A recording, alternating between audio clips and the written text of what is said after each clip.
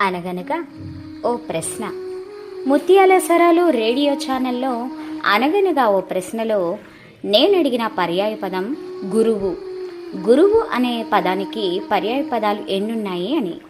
గురువు అనే పదానికి పర్యాయ పదాలు ఉపాధ్యాయుడు, ఆచార్యుడు, జ్ఞాన సంపన్నుడు, మార్గదర్శి, నిపుణుడు, ధర్మశిక్షకుడు, బోధకుడు, ఉపదేశి, అయ్యవారు, మాస్టారు, విద్యాదాత, శిక్షకుడు, స్వాధ్యాయి, ఒజ్జా అనే సంస్కృత పదం నుండి వచ్చింది. ఓజస్ అంటే శక్తి, తేజస్సు. పండితుడు.